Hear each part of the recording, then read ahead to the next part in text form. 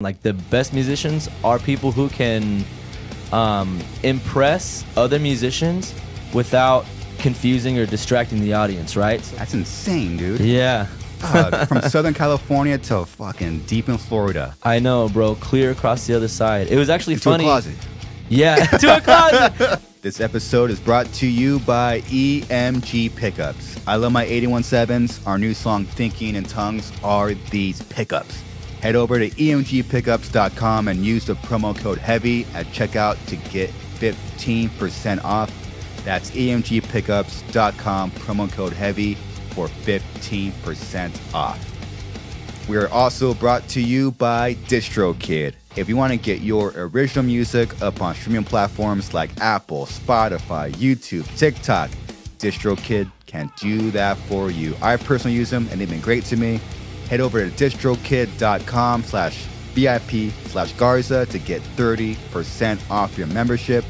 That's distrokid.com/VIP/Garza to get 30% off.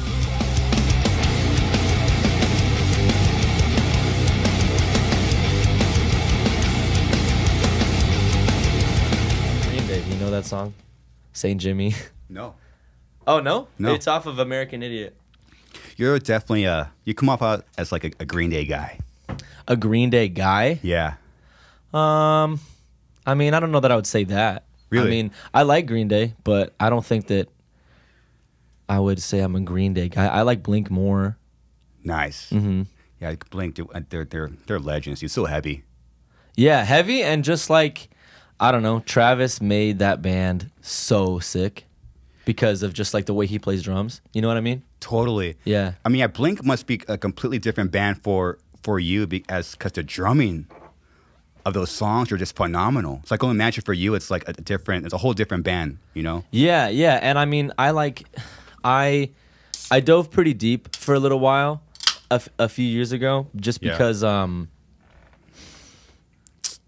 don't know, I just like I would read things in interviews and whatnot that the other guys in the band would talk about regarding Travis, and they'd say we'd come up with parts of the song and then Travis would write his drum parts to it, and that would make us change the entire way that we wrote the song. And I feel like the reason that like Blink really stood out from like that pop punk era is because of like the way he wrote drums. He just like forced the songs to be more interesting. So I take a lot of inspiration from him as just like a songwriter, you know? The way he writes drums is just like so musical, so creative. Very creative. Very, very into it. I'm gonna switch these around, I realized. Yeah, sure. Yeah. Aaron Stechauner, dude, I'm pumped for you to be here, dude. Thank you, man. I'm really excited to be here too. Yeah, it's so fun in here. Like I could sit here and talk for hours. I also love like listening to my voice through like a really nice rig. You know what I mean? Like through like a good microphone and like headphones. It just feels good. Should we do the shot now or later? Later. Later, gotcha. Later. I'm trying to pick the proper pace. Yeah, well, I'm excited. Should we smoke this joint now or later? How about like halfway through the podcast or something, we just like let's go all in. Let's make the first half good, and then if it goes off the rails for the second half, it's fine. I mean, it'll definitely be better once we get something in our system, you know. So gotta save the best for last. Okay, for those listening and watching, can you give everyone like a quick rundown of like bands that you played for and bands that you're in currently? Yeah, sure. So bands I've played for in the past, there's been a bunch, but the more notable ones in the metal world would be Rings of Saturn, the Faceless. I've filled in for Born of Osiris just when Cam was out with an injury. I've been playing with the band D.R.U.G.S this year, Destroy Rebuild. I'm about to go out on tour with Light the Torch in like 2 weeks. Yeah, there's been other bands, but those are the bigger ones. Oh, and then Interloper's been my band for years now, but I'm not really doing that as much anymore either these days. Is there a reason for that? Yeah, honestly, I just have wanted to step away from extreme metal drumming, and you know, like once my time ended with Rings of Saturn, both Miles and I left at the same time.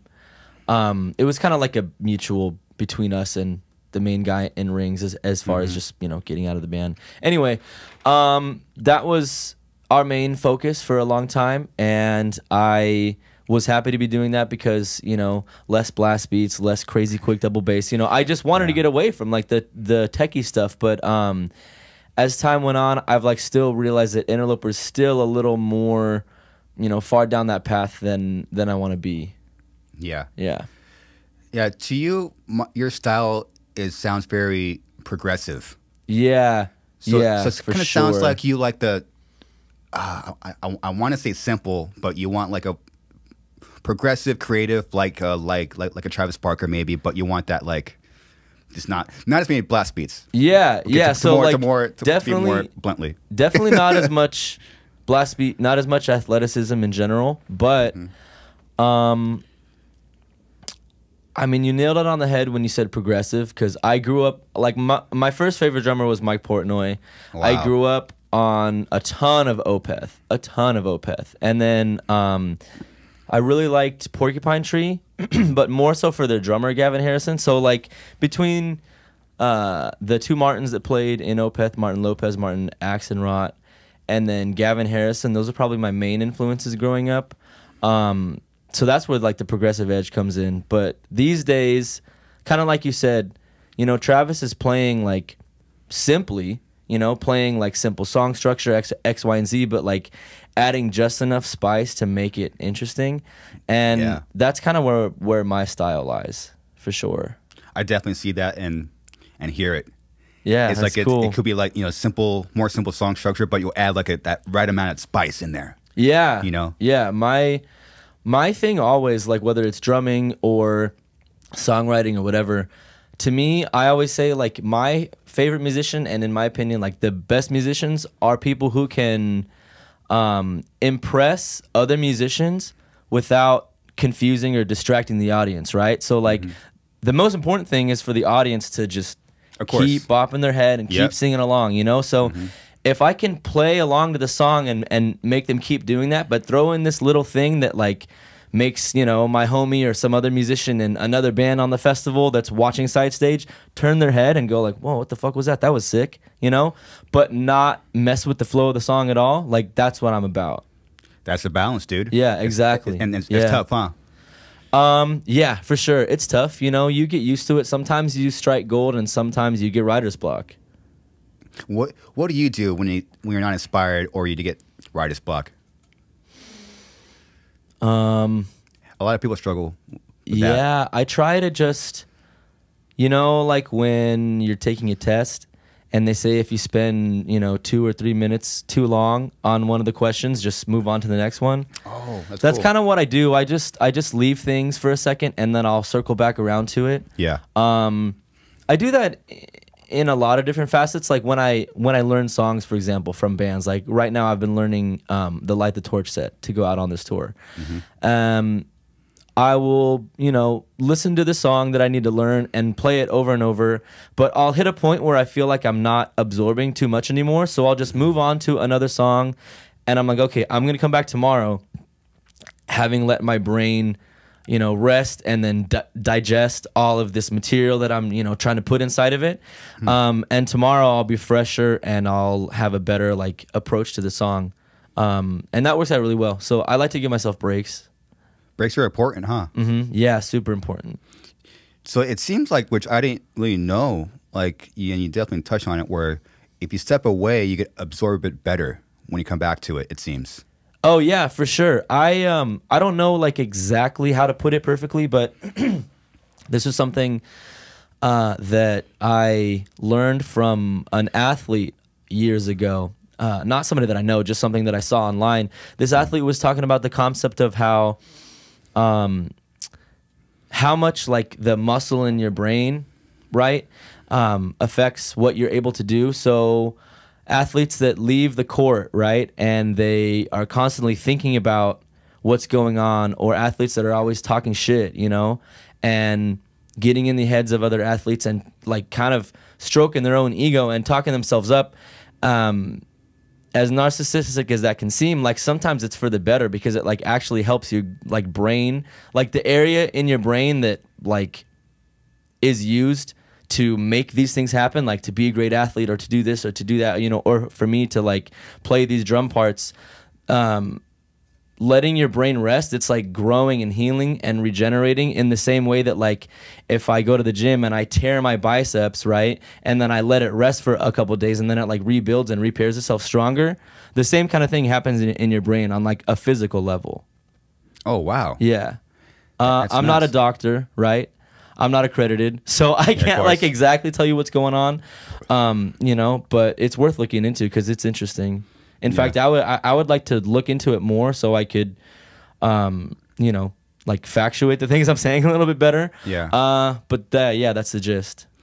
It's funny how like you have like a work ethic, which you do, and you want to just kind of like hammer through it, but you got to know when to stop and kind of step outside. Yeah. And that's tough sometimes because I don't really know, and I struggle with that. Like, should I take a break right now and kind of go outside? And sometimes, you know, sometimes you're right, or sometimes you're just lazy because your brain's fucked up, and drums are fucked up too. It's like you guys just have this. You guys have a different brain, dude. You know? I have come to realize that. Yeah. Over the years, yeah, I never really thought about it that way, but now that I've gotten older and you know just have more experience, drummers don't think the same way. Like if you're you know a drummer and not just somebody who plays drums, but you're like a drummer through and through. Your mind just works in like really similar ways, and it bleeds into other facets of life.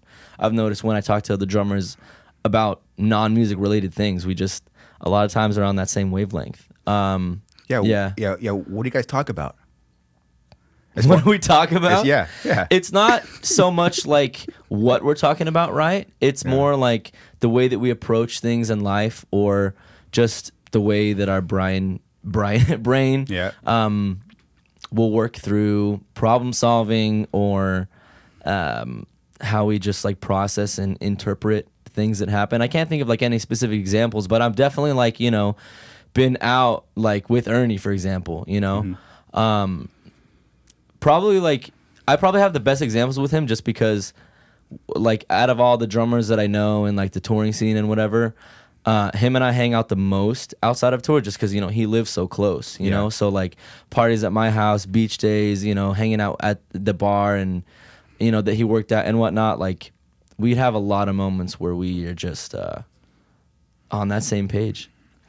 So, yeah, I mean, I never really thought about it that way. Like, you could go to drummers that are on that same wavelength as you're talking about and get a more personal perspective, because you know they understand how you're wired, and that well, as you said, it's very true. Like, I mean, your love and your passion bleeds into your personal life. I mean, all over. So you need like a drummer to kind of give you like a perspective with your personal life. Yeah, exactly. It's cool. The brains, we just got some wires in different places, especially like memory and pattern recognition, you know, which like boils down to rhythm, you know, and math. Like a lot of times when I'm learning patterns, I'm just, I mean, I know music theory, so I think naturally my brain is putting it in note values, you know, like on a grid or whatever. But beyond that, like when I'm learning patterns, say I'm just like learning like a 4/4 groove over like a kick syncopation, you know, we'll see like, okay, here's like a group of 2 kicks and then 3 and then 2 and then 1, you know, like see these patterns like that. And I think, I don't know, there's just like a certain kind of memory aspect of my brain, even like outside of music. There's just, my memory is like really, really specific and kind of wild. And I think it just, that like lends itself, you know, to go hand in hand with learning music and playing for other bands, because I've had to learn so many bands' music. Like one time, and this isn't even like trying to be a flex, but like when I filled in for Born of Osiris, I had 5 days to learn 15 of their songs, and they're like complicated songs. And I think it's just like the fact that my brain for some reason is able to like retain that kind of information so quickly, very like math related. I think that's kind of like just how it works. And I was like a mathy, sciencey kid in school anyway, so it makes sense to me. Yeah, I mean, you kind of built the way you play and the way you process in your mind. Or you were already getting ready for those moments your whole life. Like you started playing drums when you were 10? correct? Yeah, yeah, yeah. Wow. And you, correct me if I'm wrong, but you also went straight into jazz. Is that true? Straight in. I don't know about like straight in, but I played jazz for a long time. Like, if I started when I was 10, I think I started playing jazz at like 13 or 14. That's insane. Yeah, it all really started when my family moved. We moved house, and I went to a new school, and I got into the band program. And that band director, his name is John Schutze, is just the way he approached teaching and music class was so foundational to me as a musician. I owe him a lot, and we did after school music program with him, as well as like summer music program, and like doing all that in middle school led me to go into OSHA, that performing arts school in Santa Ana. Yeah, so there at OSHA and a little bit in college, and then in middle school, yeah, I played jazz a lot, and I'm like forever grateful to have that experience. How do you think that affected like you're able to retain so many notes? You know, I don't I've never thought about that, about jazz affecting that specifically. I don't really know how it did or if it did. I mean, it would make sense that it did, but jazz was, I mean, it was so different than almost anything that I have done in the past. Like now I have like a lot more improvisation and a lot more like just kind of feeling the music and like doing whatever I feel like. But in the past, especially playing for techier bands like the Faceless and Rings of Saturn and whatnot, it's like, you know, the same thing every day. You're just playing along to a click, playing along to a track. Jazz was so much more just like open and following just like the feel of the music, you know, and like the loose structure that it has, just like head and then solo forever and then head again. So wow, that, I mean, that taught you how to improvise. Yeah, for sure. Which is, I think, is the hardest to do in music. To be real, I think doing things simple and improvising are very difficult things to do. Playing simple, yeah, for sure. Difficult for sure. as fuck, dude. Yeah, I definitely like subscribe to the thought that what is it? The whole is greater than the sum of its parts. Yes. Right? Yeah. I care about the music being good more than people looking at me on stage as a drummer. Yes. Yeah. Same, dude. Yeah. It's like what can make this most badass as possible. Yeah, and it's cool because at least like as a drummer, so I'm a huge attention whore, right? Like realistically, I should have been a singer, and I am a singer, but not as good as drums, right? Like I should have been like a professional singer, but I didn't really pursue that till like way later.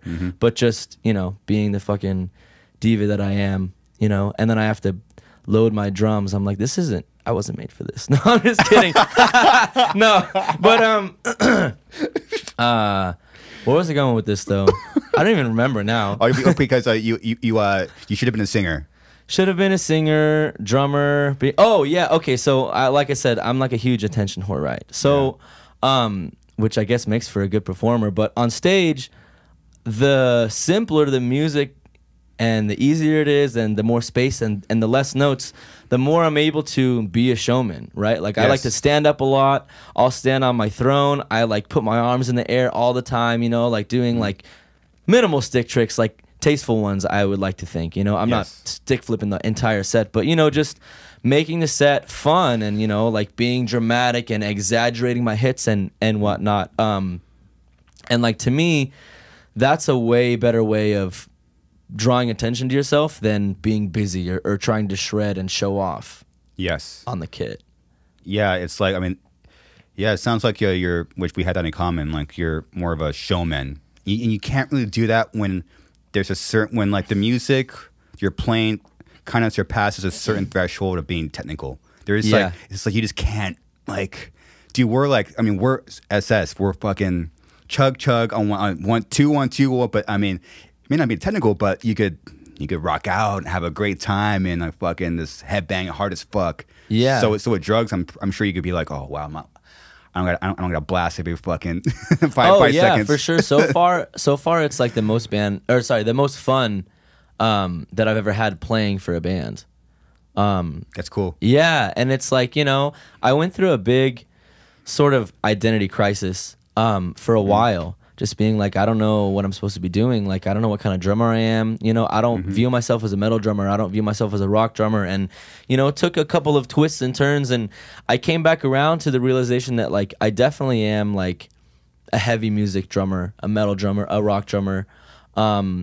I love playing other shit too, like pop, R&B, hip hop. I played a lot of that, but I'm still finding my way in that, you know, place, in that niche. I don't have anything on, you know, these cats like Eric Moore, Aaron Spears, you know, Tony Royce Jr., all those guys that just like have that on lock. But I digress. The point is that I didn't really think that I was a metal drummer for a while. I was like, I don't really fit here. And that was because I was just playing tech metal. I was playing blast beats. I was playing a double bass. Yeah. Sorry, a ton of double bass. And once I sort of took a departure from that and, you know, went away and then circled back around to heavy music and just like find out, oh no, like I still belong here, just not like here. You know, it's like kind of adjacent to it, but I don't want to be shredding all the time, but like playing heavy music is like, I think, what I'm best at. Yeah, it sounds that way. Yeah, thanks. It's a hard line to hit, man. It's a hard bands to find that way. Well, what was your first big gig? Where like you got like the text, the phone call, the email. You're like, holy shit, I'm gonna go on tour with this band, or like I'm doing this record. Well, I mean, it's all about perception, right? So like when I was 18, I was going to college. I graduated 2012, so I was going to college in the fall, and I was also working a job, and I was trying to like balance local bands that I had and just playing drums in general, right? And I didn't really know like exactly what to do. You know, my time was spread thin. I couldn't quit my job because my family was struggling. You know, so I had to like help support when I was young too. So I just stopped going to school, and I was trying to figure out what I wanted to do. And I was like about to re-register for classes sometime in like the spring of 2013. And then, you know that band Abiotic? No. Do you know John Matos at all? Okay. No. So this band from Florida, from South Florida, they were on Metal Blade for like 2 records, I think, 2 or 3. He hits me up out of the blue online. He was like, hey, some homie of yours online recommended that I hit you up to join our band. I saw some videos of you online. You shred. And so they were on Metal Blade, and, you know, like to me at the time, they were like a big band. Like they were currently on tour with the Faceless, which was like my favorite band when I was a kid. One of them anyway. That's like what got me into blasting and like extreme metal. And then, you know, they had tours booked with Dying Fetus, and it's just, you know, I'm 18. I've never toured. I've never done anything like that. So I moved to Miami and like just, you know, couch surfed. I live in my friend's walk-in closet one time, but I was there just because I was like, this is my first big gig. This is it. Like I started touring. Wow. You know, and then after that, you just network, and, you know, like I joined Rings of Saturn, and then shortly after that, I played for the Faceless, you know, filled in for Boo, and then everything just kept, you know, coming and coming and coming. But that was like my intro to the music industry, and that was really exciting. Yeah, that's an exciting time when you find out you're going to go on tour. Yeah, you're for like, the first time. Like, I know. It's like I'm 18. Like, oh my god, like I'm going on tour with this signed band. Like, what the fuck? I'm in a closet right now. Yeah, yeah. Nothing mattered, bro. I didn't care. Like I was working my ass off out in Miami, working at Starbucks. I was waking up at like 4 every day, like working at 5, and then I'd get off at like 1 or 2, and then I would drive like half an hour to our rehearsal studio and just practice for hours, and then go home. And I did that like every day. So you moved to Florida? Yeah. When? 2013. Shit. So was that? I mean, obviously, that was after like the offer. So did you move there because of that band? Yep. Whoa, you moved clear across the fucking country, dude. I was hungry, bro. I didn't give a shit. Like I wanted it so bad. That's all I wanted to do. I remember, like a couple of years ago, I saw an old email that I sent somebody in a different band that I was auditioning for when I was like 17, and I saw in the email how many times I just emphasized that my main goal was to just tour as much as possible. So yeah, whatever opportunity I could take, I took it, you know, as long as it was a good opportunity. Damn. That's insane, dude. Yeah. From Southern California to fucking deep in Florida. I know, bro. Clear across the other side. It was actually funny. To a closet. Yeah, to a closet, dude. So it was funny. So I moved there, and everybody in the band except me were Hispanic, either like Cuban or Colombian. I think one of the guys was born in Colombia. I think the old drummer. Anyway, so I got there, and the guy John, he sees me, and at the time, you know, I'm 18. Like stick thin, long blonde hair, right? Like down to my waist. And we're in the car, and he's like, yeah, bro, I think this is going to be like kind of a weird culture shock for you. And I was like, what do you mean? And he said, oh, you know, because we're in Miami, there's like a heavy Hispanic culture here. I'm like, dog, I'm from Costa Mesa. Like, I'm from Southern California. Like, there's a huge Mexican culture there. Like, I think I'm going to feel right at home, you know? Yeah. And I did. I loved it there. Damn, how is, like, if you were to compare it like to being around here, because we're very close to Costa Mesa currently, like how would you like what are the pros and cons of Florida? Of Florida compared to here? I mean, con is just the humidity. It's pretty brutal. And then aside from that, I mean, in Miami specifically, the roads and like the way everything is set up is like a little fucked.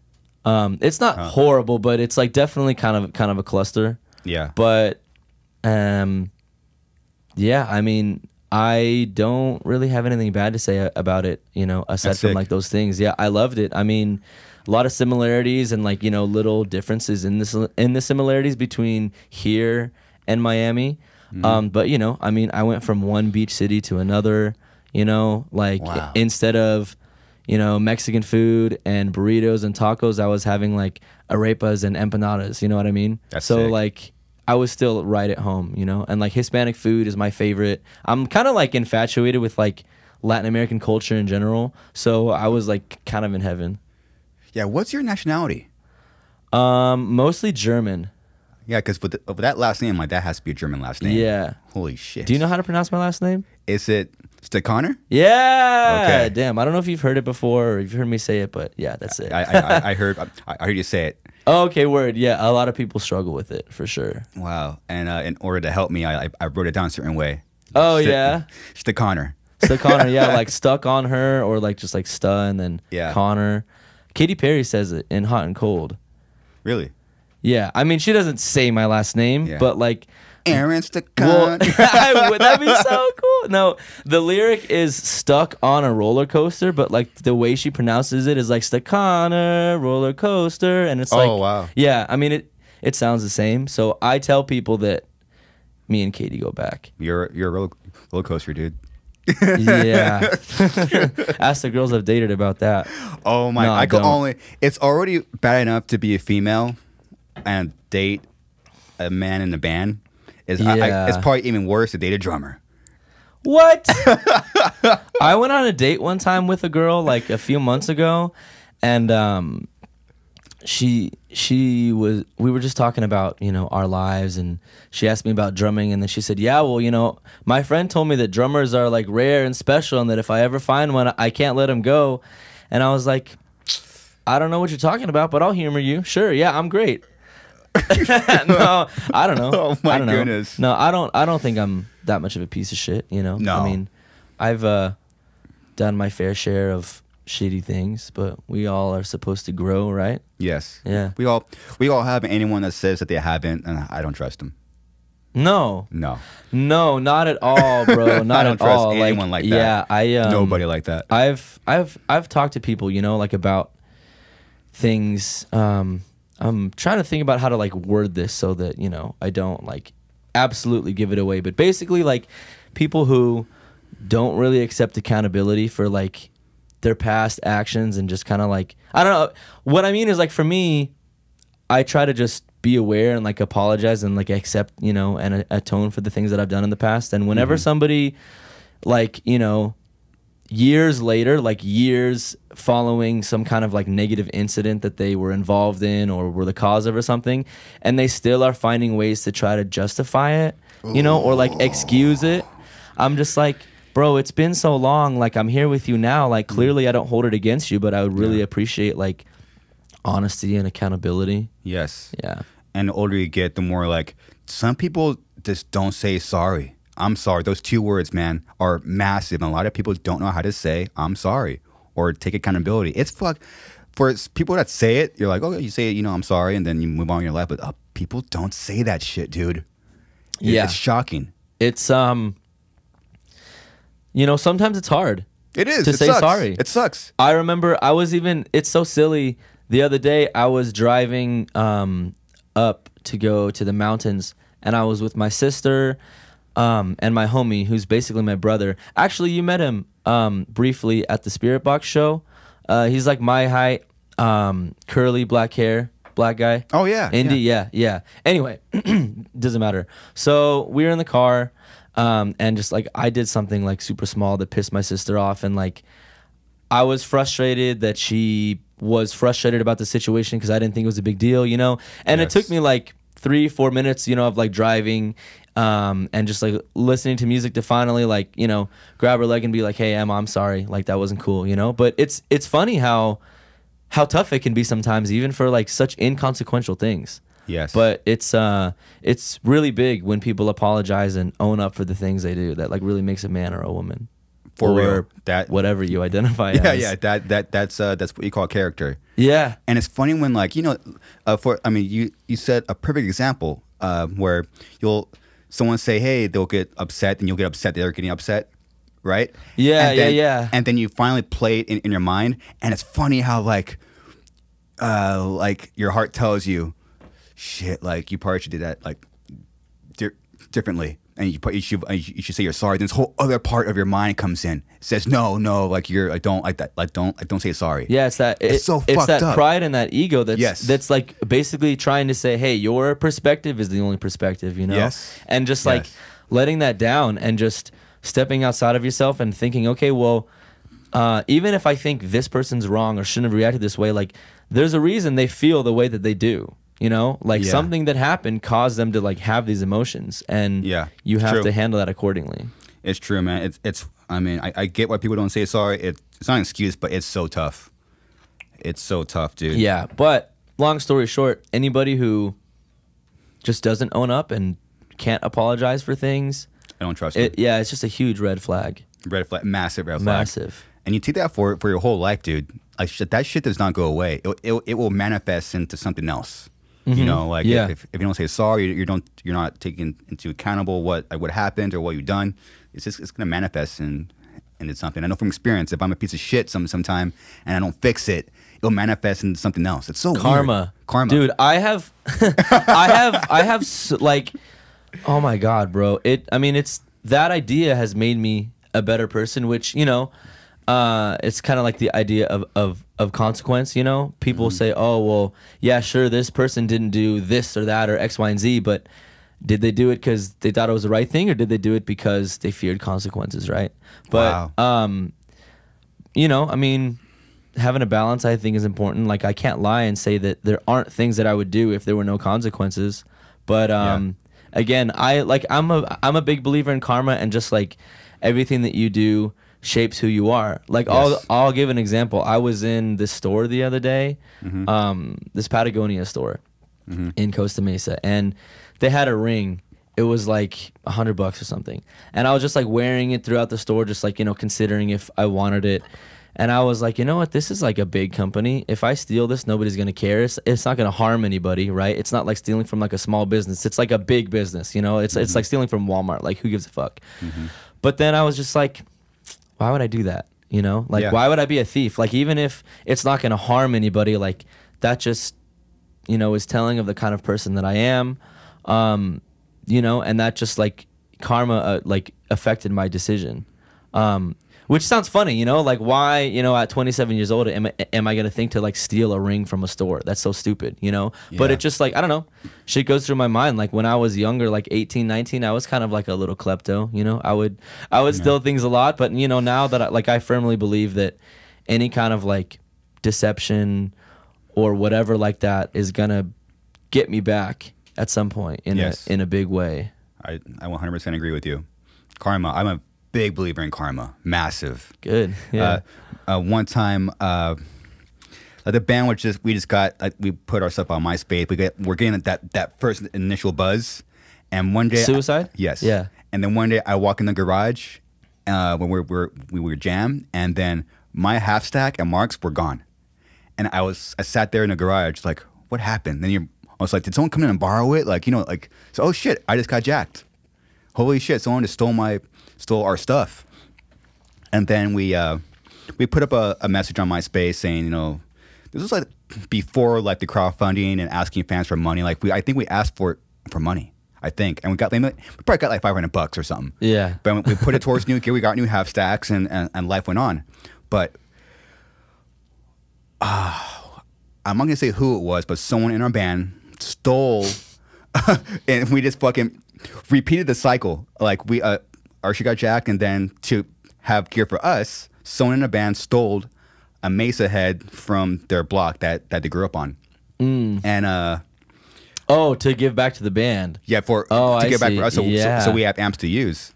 An eye for an eye, bro. Not good. Not good. So horrible. And then that amp ended up blowing up. A brand new head I am getting blew up. And like I look back, I'm like, well, it blew up when we were on tour, like the worst possible time. Yeah. It's like, well, this is karma. We stole that amp. Yeah. And therefore it affected the rest of our gear. Yeah. It's like, well, karma's. I'm like, I'm not gonna steal gear ever again, dude. Fuck that. Oh my god, bro! I have a homie. He told me the story one time. So he went on a vacation. I think it was in Vegas or something, or New Orleans. Doesn't matter. He was gone for like a 3-day weekend or something. Yeah. And like the last day of the trip, his card was stolen, and then like there were like $1,000 charges on his card or something like that. So he calls his credit card company, and they're like, okay, so like we're gonna take care of this when we're gonna return all the charges and cancel your card. Your card was stolen on Thursday, right? Yeah. Thursday was like the day that he left to go out of town, right? And the card wasn't stolen until the last day, so the hotels and like the drinks and the eating out and like all the things that he used his card for on that vacation, they just credited all back to his account because he lied and said that his card was stolen before the trip and not at the end. And me and my buddies are laughing about it. We're like, damn, that's dope, blah blah blah. And then I was the asshole, and I was like, oh damn, but I bet karma got you real bad, huh? And he was like, oh yeah, a month later I totaled my car. You know what I mean? Oh, so it's like, my and dude, goodness. even that, like, okay, a credit card company, like, honestly, I wouldn't give a fuck if I ripped off a credit card company for a couple $1,000s. Yeah. Like they're all crooks, or I don't know, whatever. But it just like, it's not always about that, it's about yourself. It's about your own personal accountability and who you are. Dude, that is a month later I totaled my car. Yeah. That sums up that story perfectly, dude. Yeah, it's exactly. Just, my God, it's karma, dude. Yeah. I don't know what else to how else to say that. Yeah, so, and just, reflections on yourself is huge. It's huge, man. Yeah. So just curious, you're in Florida in the closet. I assume that the next call you got was from Rings, correct? Yeah. So when I was 17, I was still in high school. Rings of Saturn put out a Facebook post that they were looking for a drummer. So I was in an audition process with Rings like a year before I even joined Abiotic. And I didn't end up making the audition. Somebody else got it. And then like a year later I joined Abiotic, and then things started falling apart with that band really fast. Like 2 or 3 days after I landed in Miami and moved, the singer quit. Oh my of goodness. Abiotic. So we had to find a fill-in, and then later on we got another singer, and then we're on tour and we find out that our booking agent drops us. Jeez. And then our second singer quits, and then the studio time that we had booked for the album that I had been writing with them gets canceled, because we don't have a singer. Oh so it's goodness. just all these things are happening, and I'm living in Miami. I had been living in a house, and even though I was like in the closet or on the couch, it was like a dope, nice, big house, like with my homies. And they ended up moving out of that house, so I had to like live on my friend's couch, my coworker's couch, and the place was just like very dirty, you know what I mean? Like small. I'm very grateful that they let me stay, but you know, it wasn't ideal. So the point is that all those things started to add up. And then it was around that time that I got the call asking if I wanted to play for Rings. And I was like, dude, like the band's way bigger. I'm actually going to make money in this band. I get to go home, you know, and like move back home because the band was based in California.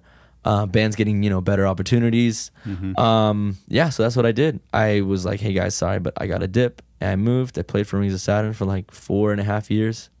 How's that time? In Rings? Yeah. A lot of good and a lot of bad. But I'm grateful for the experience, and I'm grateful for everything that it brought me. There were a lot of tough times, just tough dynamics in the band. You know, nothing that like I really care to get into at this point, because it's old news, you know. I don't carry that with me anymore. But it was tough. Like it was mentally taxing for a long time, but also great, you know. I mean, living like a fucking rock star, you know, at 19, 20, 21 years old, like doing the shit that we were doing. Like, you know, it wasn't the craziest things, but to me, you know, so young, traveling all around the country and all over the world, like playing shows, I was fucking on top of the world in my head, dude. I was so stoked. Man, you were young, 21? Yeah. In Rings? This was fucking dude. I joined Rings when I was 19. Oh, that's insane. Yeah. It was fun. What, you were in that band for 3-4 years? Like 4.5 years. Oh, shit. Yeah, like January 2014 until like springtime 2018. So you're out when you're 23? Early 20s. Let's see, 2018, 27. What's the year now? 4 years ago, so like 23, I think. You were right? Yeah, you were right. Math is the only thing I had to see in school. So. Yeah, I got to see in biology and in chemistry. Oh, you're smart, dude. Holy shit, chemistry? Chemistry was hard, dude. Damn, and then it was. I got to see in Calc 2 in college, because that class was fucked up. I had this teacher. He was Chinese, and he had a very, very thick accent. Yeah. And he just spoke very bluntly and plainly. And I remember I was like sick, and so I had to like make up a test. And I took the test and I gave it to him, and then like a few days later he emailed me and he was like, "Hey Aaron, I have your test results. You did very bad." That's like what he said in the email. And it was like I got like a D on the test or something. Oh, but it's just like, here's your test. You did very bad. That was it. Nothing to soften the blow. Just telling me how it is. Oh my goodness, dude. Yeah. Well, we're already 45 minutes in. You want to do the shot, or what's up? We're 45 minutes in right now? Yeah. Yeah, let's do it. That's like impossible. No, dude, we're fucking flowing. That's crazy. Cheers, Aaron. Cheers, brother. Good to see you, man. Yeah, you too. Metallica whiskey. They nailed it, dude. I don't know who they teamed up with. Metallica whiskey? Yes, I don't know who they teamed up with, but they did a fucking phenomenal job. Got that at Bevmo. Shout out to Bevmo. Oh, Blackened. Yeah, okay. I see. Very cool. Should we I try to hit him up. Should we smoke or what? Sure, yeah. Oh, does that have tobacco in it? No. You're gonna try and kill him? I'll do a. Oh, that's rip. right. Yeah, you just said that you smoke. I can't get blasted, dude. I can't get blasted. Right. Okay, that's fair. That's fair. fine. But if you want to smoke, it's fine. I don't care. I'll do one little fucking poof poof. Yeah, I won't go crazy. I got to go to the studio after this, so playing a little boozy and high. Yeah, that's fun. Yeah, I don't know exactly what'll happen, but it's fun. That's great. Do you have a lighter or no? If not, then I guess fate has. Oh, look at this! I have an actual fucking straight up lighter. This is the one I used to light up Jimmy. So, Jimmy? Yeah. Oh yeah. St. Jimmy's lit up, dude. Dude. It's good luck. For those of you listening, every episode I light the candle here that has a picture of Jimi Hendrix on it for good luck. And now we got the Slipknot ashtray. Boom. Have you toured with Slipknot? The first Mayhem Festival, 2008. That was when we did that tour with them. That was our first massive tour. That was really that was a lot. That's sick. Going from bars to that was pretty insane.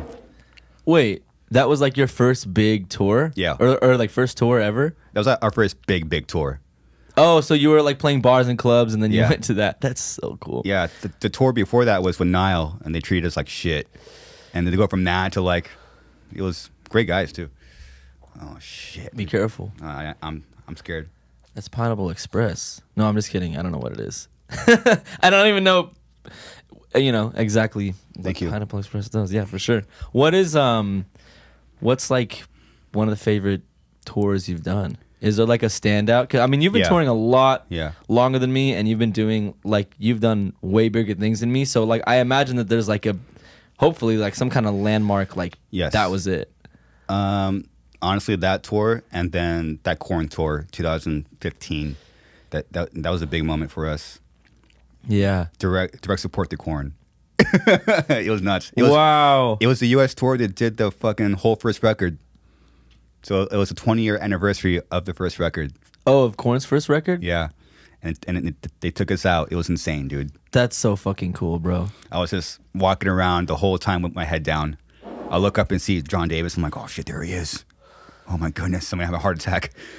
Did you make homies with any of them, or not really? Yeah, talk pretty often. Those guys are, I always say, they're pure class. They really mastered like how to beat. They know they're legends, but they're down to earth. They just mastered that like rock star dynamic. They just mastered it. Okay, that makes sense because like somebody that's so far off the deep end could be like an asshole or totally. But then other people I feel like don't have enough of an edge. Like they don't have enough of that rock star energy. You know that like just otherworldly. Somebody that's not your next door neighbor on stage. You know, to steal the words of Lemmy, paraphrasing. But yeah, that's cool to have that balance, to like have that star power and that energy, but still be like down to earth and like welcoming and friendly. That's super dope. I love that, dude. It's great. Were you born in Huntington Beach? I was born in Newport Beach. I was born at Hoag Hospital. Wow. Yeah. And 94. 94, yeah, November. Do you know what was going around you in 94 in that area? Pulp Fiction came out. Yeah, yeah, you're right. True, you're right. Yeah, you're right. Why? Do you have something else to tell me? Yes. Okay, do it. Only because this actually comes from the Fear Factory conversation we had a few nights ago. So, Korn is my favorite band. They moved from Bakersfield to that area in '93 and dropped their first record in '94. So around where you were born, like that was happening in 93, 94. I mean, essentially created a genre of like new metal, and obviously heavy music came back in a big way. And you're just born. Damn. So you're saying you were just born. So you're saying heavy music like came back in a big way then. Mm-hmm. When was the era previous that like heavy music was really thriving? Like, good question. Like, are you talking about like Judas Priest, Iron Maiden type era, or like Black Sabbath-y stuff too? Maybe. It's just interesting you say that because even now like there's a big resurgence of heavy music. Yes. I remember like you and we were at Chain like a couple weeks ago, and you were talking about how grateful you are that your band is like a part of this deathcore revival thing, again, because there's always all these peaks and valleys. It's so interesting how that works in the metal industry. And I mean, I'm assuming all facets of the music industry, but I don't have as much experience, in those other genres or whatever areas. But I think you have a lot. I think you have more than me, actually, because... Oh, sorry to interrupt. I mean, like, in other facets of music, like the pop world, you know what I mean? Oh, yeah. Like, everything always kind of comes and goes. Yes. But continue. Yes. Yeah, I mean, you played in so many kinds of bands, and I dove into, which is, this, for people listening and watching, this is for them, because I dove into your personal YouTube history. Okay, cool. And you were posting drum covers when you were 10 years ago. Yeah. You were I think 17? the first drum videos I put online were like when I was between 14 or 16. Wow. Like there's that's crazy, dude. I think it's unlisted, I can't remember, but there's a video on my YouTube channel, whether or not it's public, of me playing Ghost of Perdition by Opeth, but I didn't know how to like sync audio with like the music yet, so it was just the drums. There's like no music behind it. So good. Dude, I'm like a baby. I think I was 16. I'm so young looking. It's hilarious. But yeah, I've been doing it for a long time. And I don't even know why either. Why did you start doing that? Dude, well, see, I don't think I've really thought about this till you bring that up right now, but, you know, I'm very fortunate that I did because, you know, like social media and YouTube and video content is the way of the world. And I'm like, I've told people this a lot, especially with the endorsements that I have. That's not just from, you know, the bands I've played for or, you know, touring a lot. Like a lot of that goes hand in hand with like just the video content that I've been able to make, you know, like especially videos in the past when I was in Rings made just like, you know, a ton of views, like every time it was like shred stuff. Anyway, so the point is I'm fortunate that I started that, but I didn't do it with the intention of, you know, networking or like finding bands. I think I just wanted to make videos. I think I looked up to people like Alex Rudinger. I think he was my biggest influence, I think, when I was really young. And when I say influence, like not necessarily drumming style, but just like the fact that he made playthroughs, you know, and he just made videos. Like I saw that and I was like, oh, I want to do that. Like I think I'm pretty good. I want to put videos online and just, it was just fun. It was like a really fun part of like the creation process for me, I think too, because I didn't play, you know, a melodic instrument. I didn't write music, you know, like actual songs. So I think being able to create some form of media, and I haven't even thought about this. Like I've never spoken these words out loud. So I think I'm kind of coming to like a cool revelation because you asking this. Fuck yeah. But yeah, like I think that was just a big creative outlet for me, you know, just able to make it and release it and just like, it's off my shoulders now. It's bizarre because you were so young. I know, dude. I don't know exactly like what it was in me that like compelled me to do things at such a young age, but I'm definitely fortunate to have like my parents' upbringing when it comes to music. They were like a huge influence on me, and just like huge supporters of like what I did musically. That and like a couple key people in my life too, like specifically my friend Greg, who passed a few years ago, but he was a lot older than me.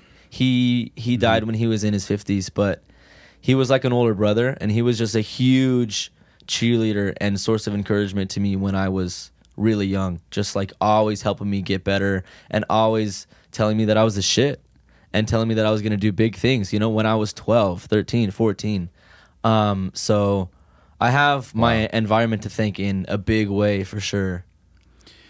You touched on something big there. It was like you have a lot of people telling you can't do something. For some reason, when you have one person tell you something positive about you, it goes such a long way, man. Dude. It goes a long way. Positivity is something that I have been working on in my life, like more recently. I mean, I'm talking like the last 6 to 12 months.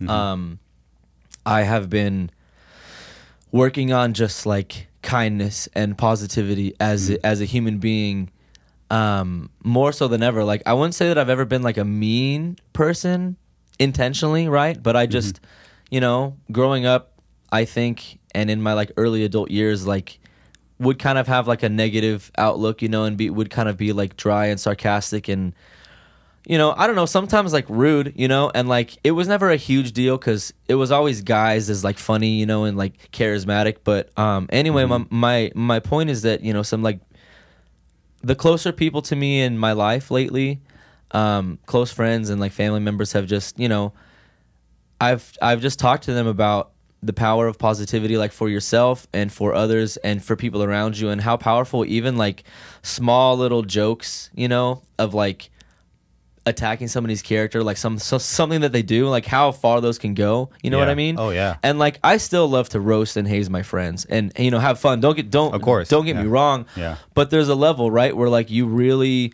want to be each other's support system. Yeah. And it's just, I don't know, it's a cool thing that I've like grown into over the last year. I'm like still, you know, getting my bearings on like this new perspective I have on life. I don't know if that makes any sense because it's like kind of esoteric, and I'm now like extremely stoned because I'm kind of a lightweight. But damn, that was a loud peak. I think I clipped the mic there. My bad. No, that was a beautiful saying, dude. Holy shit. Good. That's the social media clip. Oh yeah. Easy, bro. Easy. Thank you, Aaron. That's funny. Dude, it'll be easy to find because it has the biggest peak. I see the region in Logic right now. Well, that's why they invented limiters. Yeah. Oh, exactly. I personally, I don't know you know, but I personally mix the audio. Oh yeah? Yeah. That's cool. So I learned about compressors, limiters, boring shit. Fuck it. It's not boring, dude, actually at all. Because I mean, most of the videos that I've like posted on YouTube, and then like the nicer ones that like are a clip from a YouTube video on Instagram and stuff. Yeah. I've had other people mix, but there are some things that I've mixed myself. And I've like definitely dived kind of like deeper into just, you know, drum production. Like at my studio, I have all my own mics and all that shit, you know, like everything you need to record. And like, it's really fun to look back, you know, at just like that progression and like learning to mix and learning how to engineer and like learning how to make your own shit better, you know, is really, really fun. I really like it a lot. And I assume that you would too. Yes. Yeah, or maybe you hate it because some people don't like that process, but no, I like it. No, I like it, and I mean, just to know how to do it is very satisfying. Just like you had that any form of experience that you could throw into your arsenal of your playing that's behind your playing in your playing. It's cool to know. Yeah, yeah, for sure. And I mean, I can tell like, you know, you enjoying doing this, just like you said, everything in your arsenal that adds to your craft, you know, Love it. Being able to say I was involved with this and this and this, you know, it's like when you see, I don't know, like a movie and like the director was also like one of the lead actors and also was this and that, you know what I mean? Just people that are multifaceted are so cool. And I noticed like as soon as I walked in here, I was like, oh, this guy really fucking cares about what he's doing. Like he really loves what he's doing. Oh yeah, of course. Thanks, man. But I love just seeing that, bro. I mean, even just like you've got a purple lighter, the hair's purple, this is purple, you know, it's like the lights, it's like you really love this, it seems. Yes, I do. I love it. Which is so fucking cool, bro. You know what's funny is that the reason why I'm doing this because I'm a fucking idiot. What do you mean? What do you mean? Because I mean, I need to learn, dude. My brain's stupid. I need to learn from all kinds of people. Oh, okay. So like this is like you're using this as a like a learning lesson. Yeah. Yes. Yeah. Okay. Yeah. That's really fucking cool. The absorbing information. I love that though. That's great. Yeah. This is like another reason why like I love doing interviews and podcasts and things. I just love talking to people. Yeah. It's cool, man. It's so enriching to me. Yes. Yeah. And what I notice about myself included, being selfish for a second, but also with other people, like you'll know more about yourself if you get opportunity to talk about it, right? Have you ever done like an interview and you said it out loud and you're like, oh shit, yeah, I don't necessarily know that. Bro, that happened like 20-30 minutes ago here. Yeah. Remember? Yeah. Or so cool. Maybe that was 5 minutes ago. I don't know. Who knows? I'm good. But I'm keeping track of time. I'm good. Yeah. That's cool. Got you.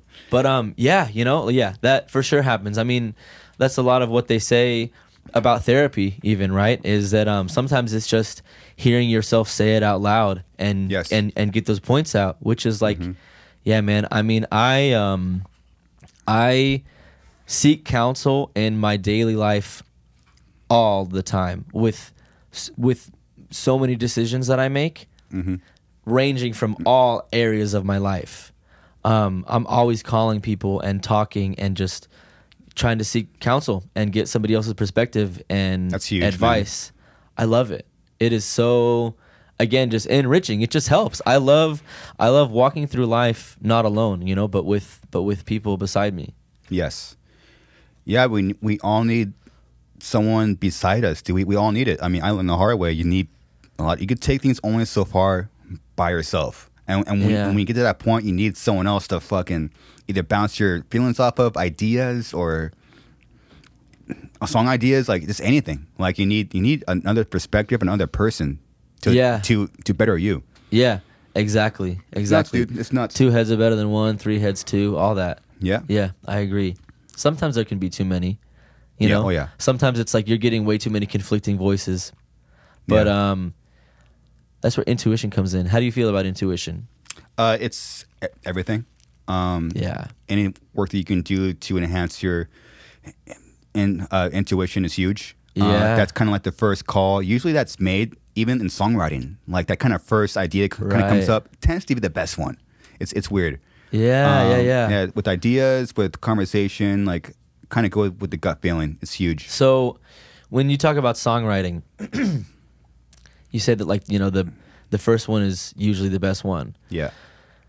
So what's your songwriting process? And like what I'm curious is, like, from the perspective of, do you just write something and then you kind of like forget about it after some tweaks, or do you like toil endlessly? You know, like, does this have to be perfect? I made this, you know, thing just so. Like, what is your process like? Is it kind of quick? Is it like really meticulous? It's kind of quick. I like having a riff and bringing it to the guys, because we all still jam in the same room. Yeah, I can hear that in your music. Yeah, you can hear that it. Oh, cool. That is played before it's, like, you know, flushed out. That's the goal. Yeah, it's awesome. Yeah, because I know that whatever they can help me with will be way cooler than my idea. So either Mark will bring in a riff or I will, and this usually that first skeleton, if you kind of hash it out, usually it's pretty close. Okay. So what, like, because everyone's writing at once, and it's very special. Like the riff is kind of taking its life of its own, and you have like 4 people in that room at the same time, Ernie being one of them. It's kind of the riff has to say. The riff, the drum part, and the song has to say, and we're just kind of letting it happen. Dude, what is so fucking cool about that I feel like is very unique to... It's just not really what's happening nowadays. Yeah. It makes it so important who your band members are. I'm high. You get your... Sorry. No, sorry, man. Why are you sorry? I don't know. No, it's good, bro. Yeah, we're supposed to be. We smoke. Okay. But no, it's chilling. So, like, but it makes it so important who your band members are, because that's who's writing the songs. And like, kind of what I mean is, a band where it's just like one guy making everything, you know, he can just hire people to play the music live, and like the songs are, you know, generally going to sound like the band because it's just them, you know? And so they can kind of pick, you know, they can like be choosy with who they want to play the music live, but at the end of the day, like, they can just find some musicians to perform the music. Yeah. But in a band like yours, with how you're describing the writing process, is you want to make sure that your drummer is the kind of drummer that fits the vision you have, you know, with the music that you're writing, because you're writing it all together, you know? That's like very unique. I feel like a lot of bands don't jam together like that. Or maybe they do, and I just assume that they don't. A lot of bands don't jam together. Yeah. I know like some backstories. When you present something live, who is your band? And then you put the most amount of energy out there every fucking night. And that comes from guys like us. I mean, they're all the sacrifice and fucking all that, dude. Like, and we obviously had a low in our career, but you know, every night we throw it out there. We got 5 guys that are always there. Oh, dude. That's it. I know, because I know about when your band had a low, and I also know that you guys never acted like it. You know, when people... Thank you for that. Yeah. Thank you very much, Aaron. You know, when people say things like, yeah, you know, there's this band I saw, and, you know, at this small club in the middle of, you know, wherever, and, you know, there were only 50 people there, but they played like they were playing to 10,000, you know? When you hear that about bands, you know, like when somebody that I know tells me a story of a band they saw that did that, I'm just like, bro, that's exactly the fucking point. I just played... we played this little last-minute festival show in Rhode Island a few weeks ago. D.R.U.G.S did. Yeah. We got asked to like headline, like my ticket was booked like 5 or 6 days before the date. Like, it was super last minute. Anyway, I don't know what happened.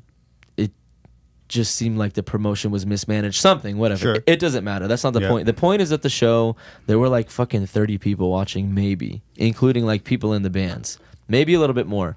But we played, and it's just like I played the same I do every single night on tour. I stood up, I did this, I did that, you know what I mean? And it's like people came up to us after and like said, wow, like that was one of the like best shows I've seen in, you know, the last recent while. And it didn't matter who was in the audience. Like, you guys fucking crushed it. And that's exactly what I want to do. Every single time somebody sees me play drums or whatever, like I'm playing drums because I love playing drums. So it doesn't matter where you put me. You know? Yeah, I mean, unless my mental health is in, you know, the dumps because of the position I'm in, but that is completely separate. Yeah.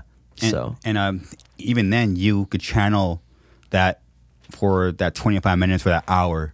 You wherever, no matter low in your life, you could kind of channel it in that moment. You know, like if you're in a slump with your mental health, you can kind of channel it. Into the performance or something. Yes, I do. I see.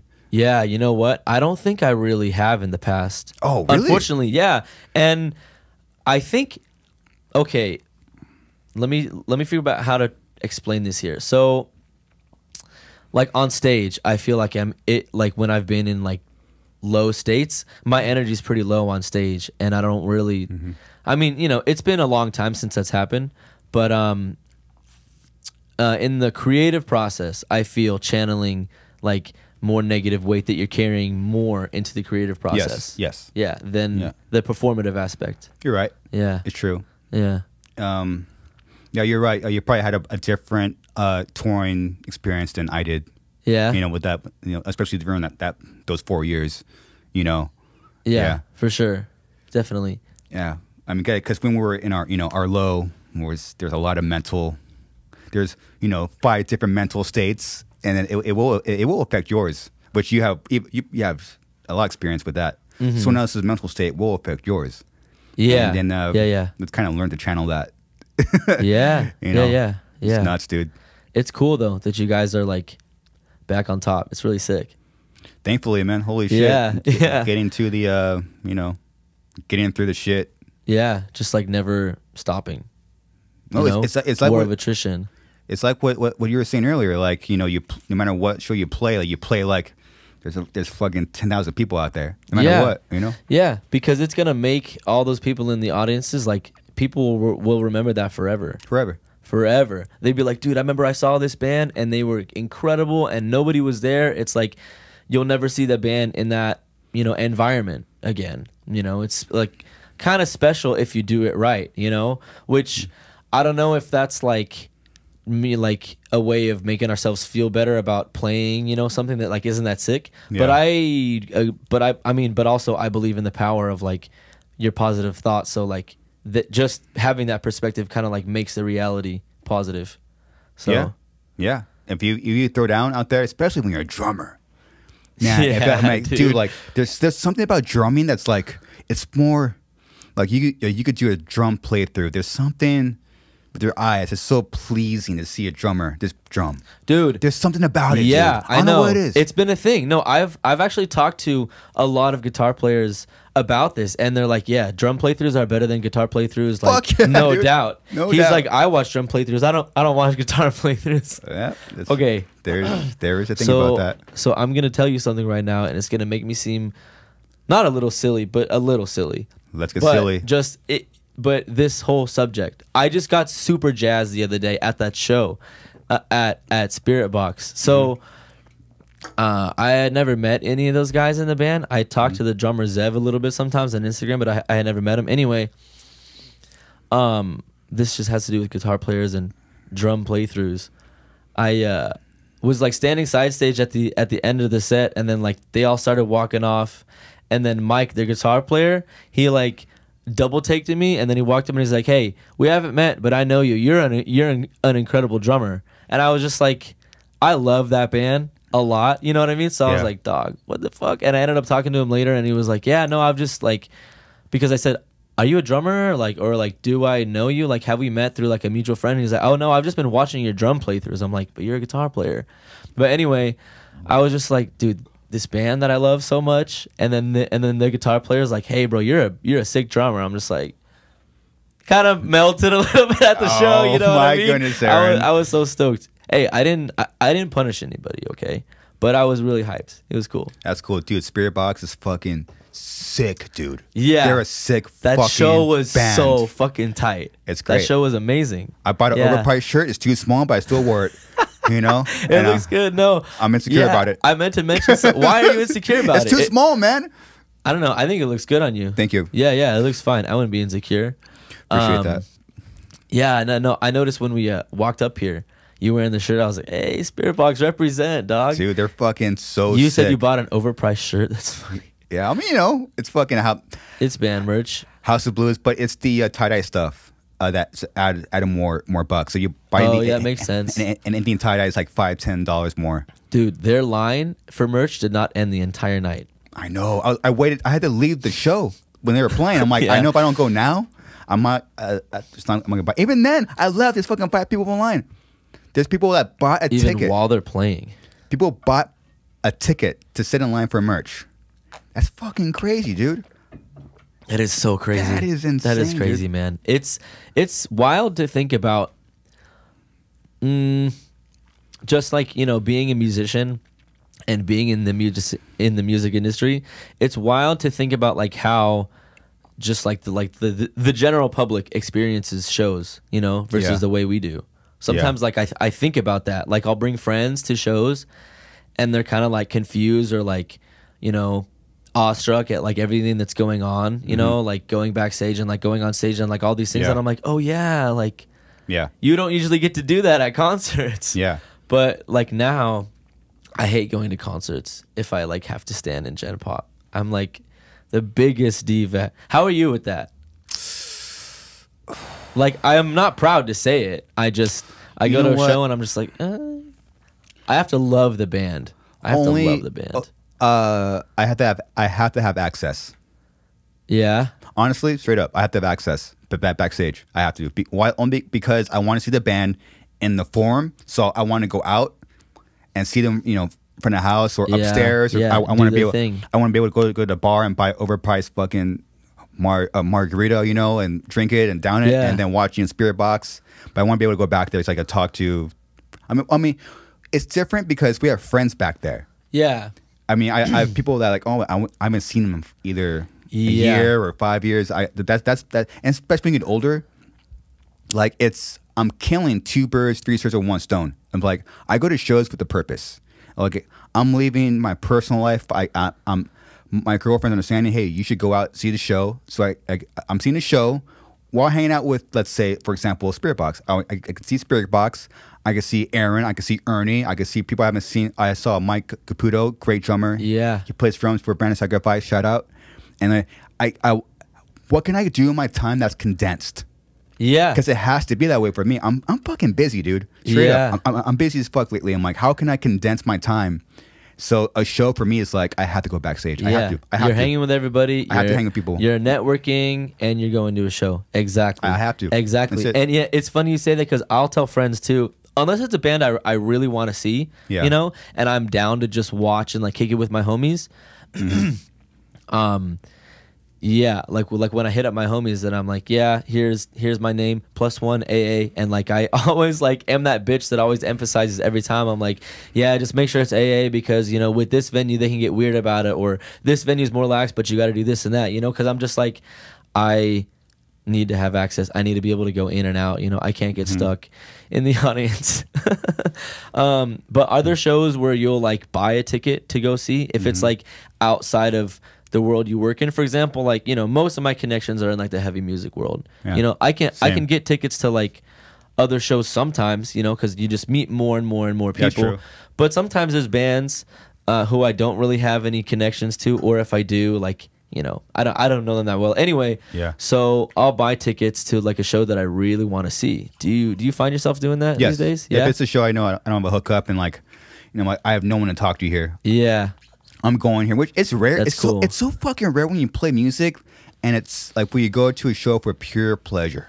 I know. It is so rare, dude. For me, it's definitely that way. Well, even and then I will buy the ticket, just go there, in and out, see the show, boom, boom, I'm out. Yeah, but it's like, because for a while it was like, you know, like when I was younger, when I was starting out, it was like I can get tickets to just, you know, see the bands that I've already toured with, you know, like my homies, whatever. Like I don't really care about the music that much, but I'm going to kick it. Yeah. But then I would buy tickets for shows that I really want to see, you know, bands that I love. And now it's getting to the point where bands that I really love or that I grew up listening to or that like I really want to see, I still like have some kind of hookup there. And it's really, really weird. Like, it's weird, huh? When I was a teenager, like one of my favorite bands, and it was like a band that like me and my whole family like bonded over. It's called the Deer Hunter. Do you know them at all? I've heard about that band? I've heard the band name. Yeah, like a prog indie rock kind of band. Sick. Anyway, been one of my favorite bands for years and years and years. And the last time they came through town, I actually like had a homie that was doing their sound, and then I like just had incidentally like started like made Instagram friends with their bass player Nick. Anyway, so this band that was like my favorite band when I was a kid, and I would always pay to go to the shows with my friends or family no matter what. I didn't care, like I was going to the show. It's like now I just have a hookup and I'm like backstage kicking it with these guys. It's so weird. It's weird. It's so weird. Like sometimes I'm kind of like wish I could just have that separation. You know what I mean? That's yeah. And then I'm like, you get a hookup, you're like, man, no one knows I'm a fucking loser. What do you mean? They fucking let this loser in here. Oh yeah. Especially if you don't like know a whole bunch of people, for sure. Oh, yeah, I've been in those situations where like I go to, like somehow I get backstage at a show that's like outside of my scene or genre, and like I don't know anybody, and I'm like, all right, well, I'm just walking around here. Yeah, and you know, obviously you're very familiar with making sacrifices. Just for your love and passion of playing drums, which are our chosen passions. But to me, one of the biggest sacrifices is the way you hear music. Oh, yeah, dude. Because once you're in it, you can never have that. I think your innocence is gone. Yeah. You can never hear. You never see you can just never see a live show or hear a record ever again. Yeah, I'm always critical. I have a critical ear now. Oh yeah, yeah. Oh yeah, it sucks. Yeah, that is the fucking worst. And to me, like that's kind of one of like the biggest sacrifices of if you choose to do this. That innocence of your eyes and ears, they're gone. You know what? It's over.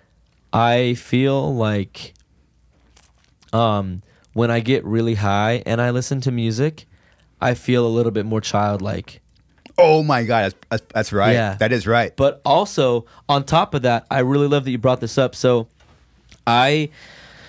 Some of my favorite bands are in completely different genres, and they make my top 5.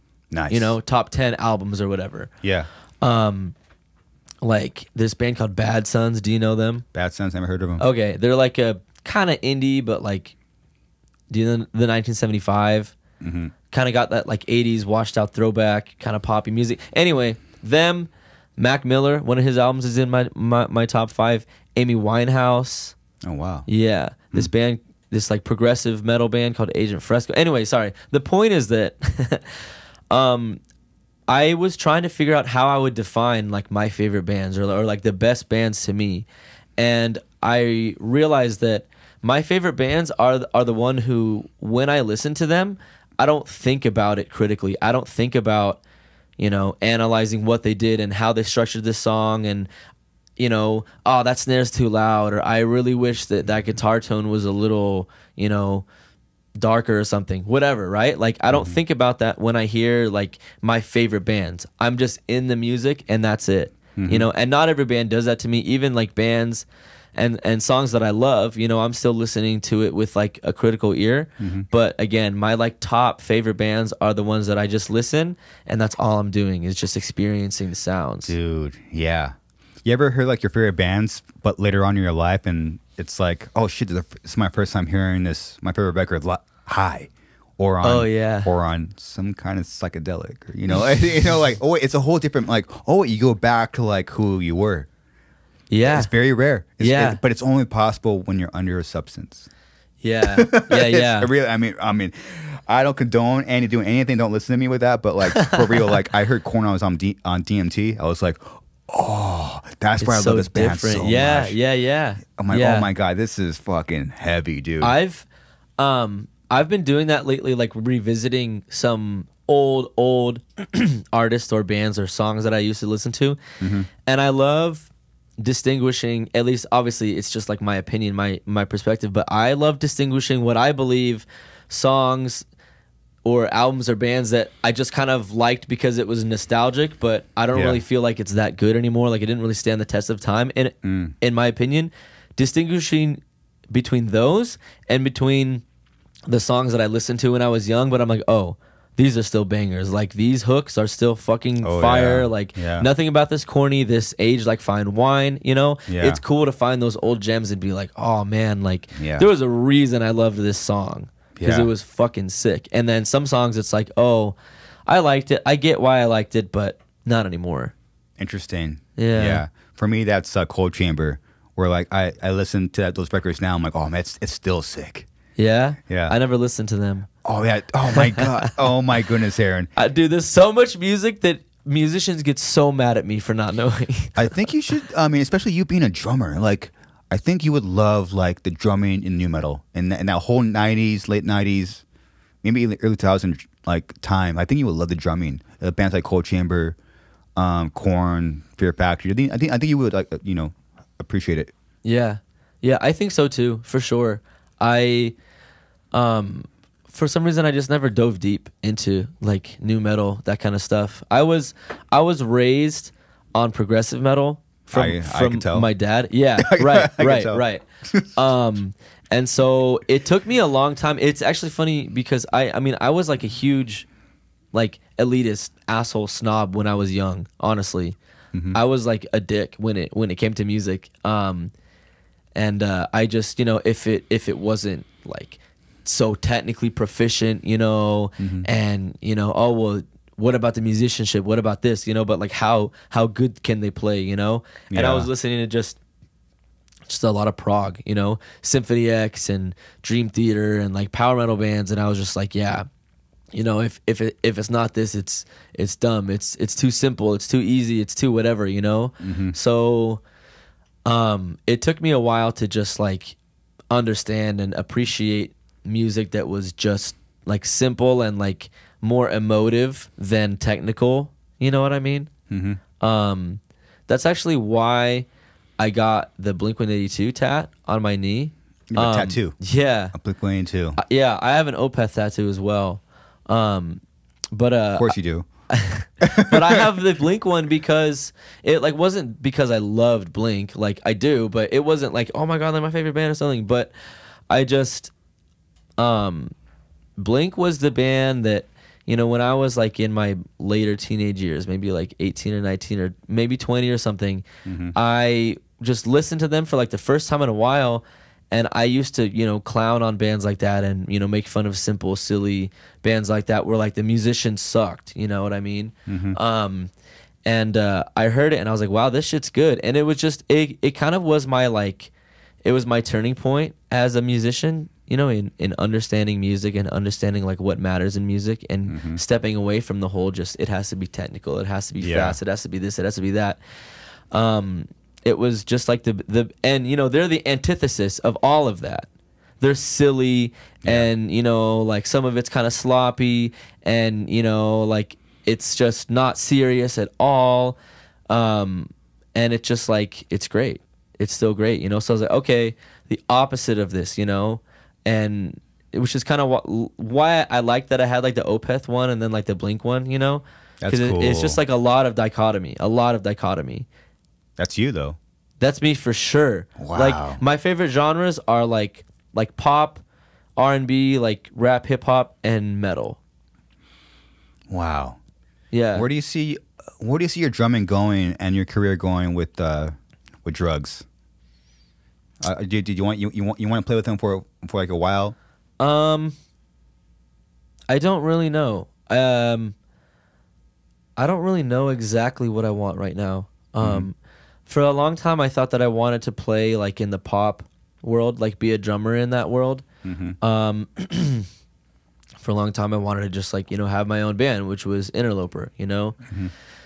And then lately, because I sing too, I've been singing for like 4 years, as far as like, you know, taking lessons, like actively trying to, you know, get better, for like 4 years. And I just started writing music recently that I'm like singing over. I actually have been writing it with Andrew Veretta. Oh, cool. Anyway, so that's another avenue that I'd like to go down further as well, just like getting, you know, deeper into songwriting, getting that creative outlet goes, and like, you know, the idea of being like a solo musician, having some like solo act, I really like too, but I just don't really know exactly where I'm headed right now. Like, I know I'm like content with where I'm going, you know, and like the momentum, like I just, things feel right, but I don't know exactly where I'm going to end up as a drummer or musician. Wow. Yeah. Does that scare you? A little bit, but it's good. But you know, just enough to keep me hungry and on my toes and sharp. Yeah. You know, and working and productive. You know, I don't ever want to be complacent. But also, I'm enjoying the ride right now. You know, like I said, I mean, I'm going out on tour with Light the Torch soon. You know, that was like a real last minute call. And just, you know, everything, just like things like, you know, what I was describing at the Spiritbox show, where Mike, the guitar player, was like, "Oh, like I know you're drumming, you're great," you know, and like bumping into other people like that I really respect as musicians, you know, that are like, "Oh yeah, bro, like somebody hit me up for this gig and I threw your name in the hat," and it's like, dude, you're an incredible musician. You're like a, you know, like a big time guy. People take what you have to say seriously, and you're like recommending me, you know, like for a job. I feel like I'm really happy with the image of myself that I've tried to present, you know, like who I am as a drummer. And what I mean is I was scared, and I felt like I was getting pigeonholed as like a death metal extreme, you know, tech metal drummer. Yeah. And all throughout the years, I've like sprinkled, you know, like what I think my identity actually is on the drums. I've sprinkled that in between all of the other drums that people really wanted me to see doing when I was playing in those tech bands. But since taking a departure from it completely and not playing music like that at all, it was a little scary, because I was like, you know, how good am I at this style versus the tech style? Or how many people are going to know about me as a drummer to get me the gigs that I want to get? But, yeah, you know, it's things like what happened with Mike that night, you know, or like my other homie, he played in Issues. He's a crazy bass player. He plays for 21 Pilots now. Knowing that those people are like recognizing, you know, me as a drummer and like wanting to recommend me to like the kind of gigs that I want to play, just tells me that like, even though I don't have like a 100% secure plan, like I'm doing things right. I'm following my gut. Yeah. And it feels good. You got to follow your gut, man. And I think you have that natural thing already. You're going to follow your gut and you take the risk. I mean, I'm talking about going from California to Florida into a closet. I mean, that's, you kind of Right. you kind of have you have one of the main ingredients to intuition. Yeah. Yeah, for huge, sure. man. It's and huge. I never really understood that that's what it was, you know? I never really gave like any credit to intuition. I was always more of like a logic over, you know, intuition kind of like minded person. Yeah. But when I think about it, I wasn't, you know, my actions weren't representing that. That's just kind of what was going on in my head. Interesting. Yeah. Well, now you know which one's first and which one's second. Yeah, absolutely. It's cool, man. Absolutely. It's cool. Well, Aaron, it was fucking fun to talk to you, man. Yeah, dude, this has been great. I've had such a fun time. Dude, I told you before we started, I definitely needed this for sure. Just kick back and just chat and bullshit and drink. I love it, dude. And smoke, and yeah, it's cool. Yeah, just sitting back talking. It's great, bro. Yeah, it's cool. Yeah, thank you so much for having me on. Seriously. Anytime. You're like down the street. I am. So cool. Yeah, so hit me up if you would like to do it again. Please, yeah. For sure. Yeah, So where can people find you? Where can people find me? If you just look at my name, Aaron Stechauner, you'll find me. That's Stechauner, but I guess it'll probably be like I'll put it on up the podcast title too. boom, So boom. yeah, that's it. It's a pretty unique name, so it's easy to find. Sick. And you got some tours coming up? Yeah, just one.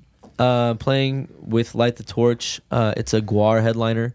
Oh, that's sick as fuck. Yeah. Really? You didn't tell me that. That's awesome. Yeah. It's like a Okay. It's like 7 or 8 weeks. That's a long, dude. That's a long. Necrogoblet. Yeah, I run, know, bro. dude. Necrogoblicon's on the tour. Cool. They're homies of mine, so Yeah. it'll be a good time. I have one more thing to show you. Who's that? What? Okay. Why? Oh Okay. my God. Why did you cut the hair, dude? Who's that? I'm bringing this up because to me, some people are just. You are short hair to me. I think you're a handsome man with short hair. Thank you. Yes, but so what makes you cut it though? You know? Man, it's so funny to look at how long my hair was, dude. Long motherfucking hair, dude. That's a. I got tired of just looking at my face in the mirror with long hair. I had it, dude. I had it from 10 years old to 26 years old, right? Oh yeah. shit. So I had wow. it. Yeah. So I had it Shit. for 16 years. You know, and I just had wanted to cut it for a while. Yeah. So it's a while, man. Well, dude, yeah. I think you followed your intuition right. And yeah, you know. Bro, I came back from a bar one night and put it in a ponytail and just cut it. Oh my gosh, yeah, really? Because I knew that I had I wouldn't follow through with driving to a barber and do it. You know, like I had to just follow that gut instinct and just do it, or I never would. Wow. Yeah. Damn, you really had that natural gut instinct, dude. Yeah, I guess so, huh? Aaron, it's great seeing you, man. Yeah, man. All right, everyone. That's it. Thank you. Till next time. Later.